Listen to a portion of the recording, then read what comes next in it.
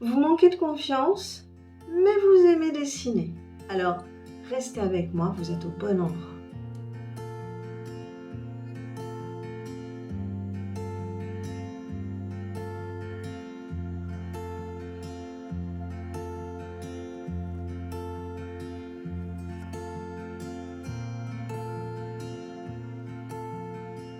Aujourd'hui, comment créer des mantras et autres affirmations positives. Ces petites phrases qui font du bien et qu'il convient de se répéter très souvent si l'on veut être heureux. Nous allons voir comment les inventer, comment les créer en fonction de vos besoins personnels. Alors, ces affirmations positives, elles sont fondamentales car elles peuvent et elles doivent se substituer à nos pensées toxiques. Voilà, ces pensées toxiques, on en a parlé dans une vidéo précédente, elles sont trop nombreuses et souvent invisibles. Alors avec les exercices du 3C, le carnet de confiance et de créativité, que j'espère vous avez déjà acheté, eh bien ces vieilles croyances, petit à petit, vont partir.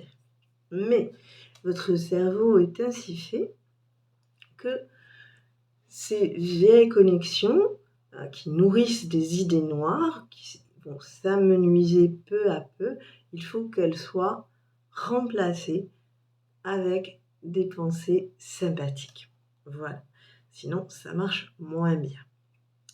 Donc, il va falloir toujours installer une pensée équivalente et positive, une autre certitude à la place de votre je suis moche, je suis bête, la réussite c'est pas pour moi. Enfin, je ne sais pas ce que vous aviez en tête ou précédemment.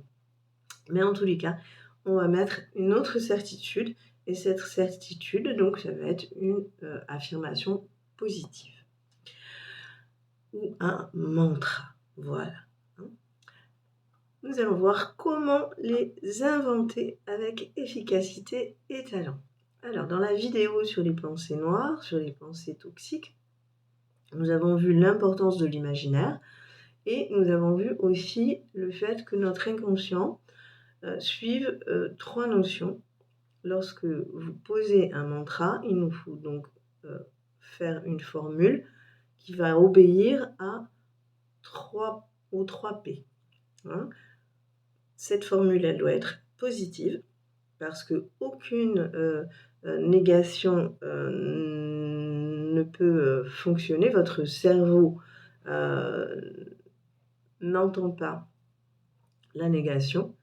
Hein, par exemple, ne pensez pas à un éléphant vert, vous allez penser à un éléphant vert. Voilà. Donc, dans votre formule, dans votre mantra, ça doit toujours être positif. Hein. Ne mettez pas « je ne veux plus de cette situation » parce que sinon, votre cerveau le comprendra comme « j'en veux plus ». Hein. Voilà. Ou évitez aussi les verbes néfastes, comme par exemple « je veux perdre ces kilos ». Le verbe « perdre », c'est pas forcément positif. Il vaut mieux privilégier « je veux m'alléger de ce poids ». D'accord ? Sans quoi votre esprit risque de vouloir retrouver ce qu'il a perdu. Voilà. Donc, positive. Ensuite, au présent, votre inconscient n'entendant que le présent.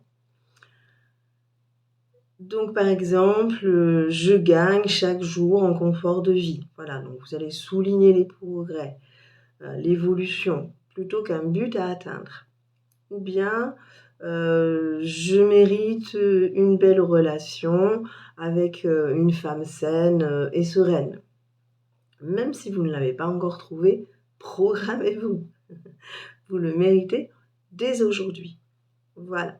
Et le 3e point, le P à la forme personnelle.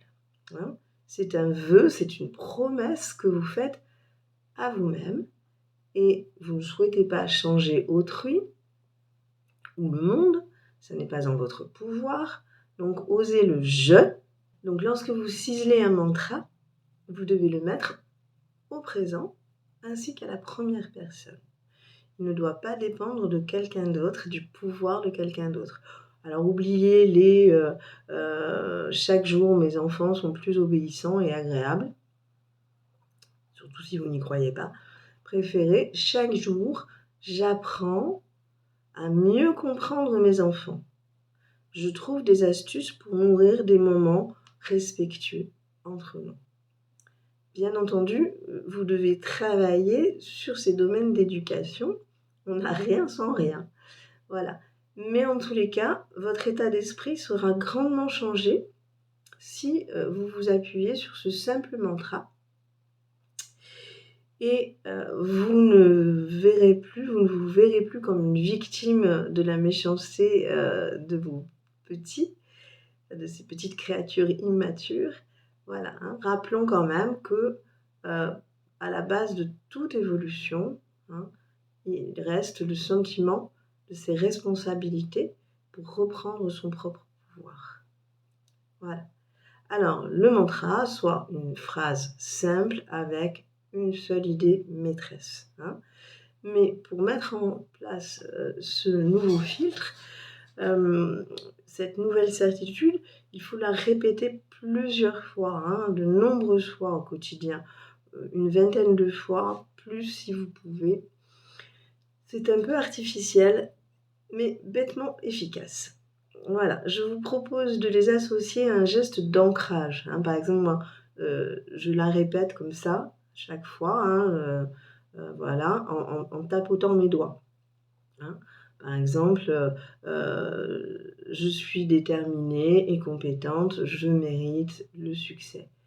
Je suis déterminée et compétente, je mérite le succès. Et comme ça, vous faites votre nombre dans la journée, hein.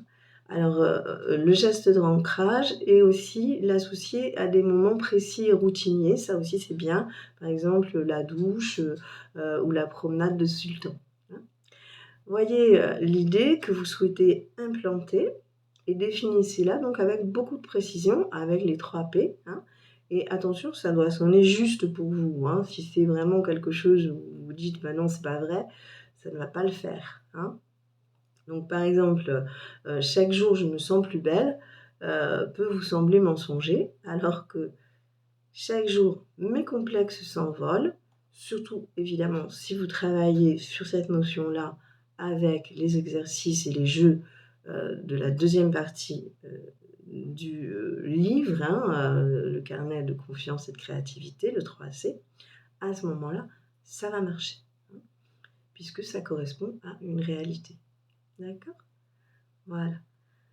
Ensuite, vous pouvez faire, évoluer, hein, cette affirmation positive en fonction, de vos ressentis, en fonction, de vos prises de conscience.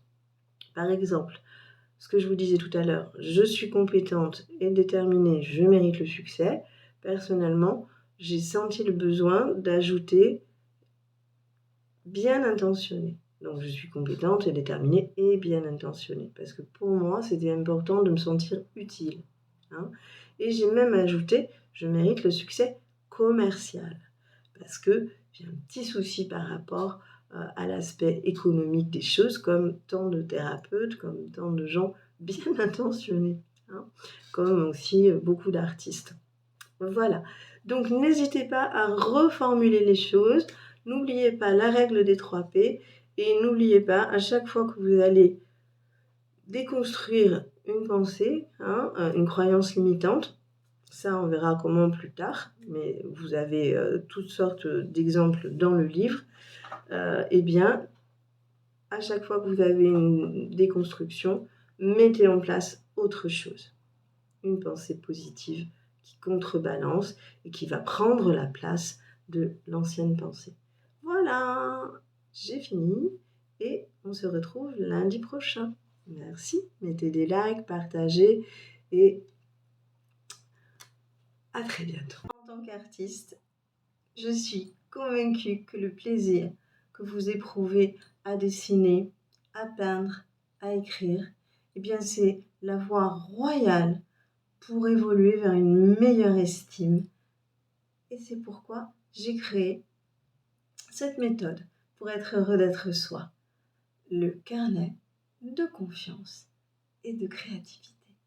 Je vous souhaite de très belles créations, une très belle rencontre avec vous-même et une métamorphose heureuse avec votre journal intime de confiance en soi.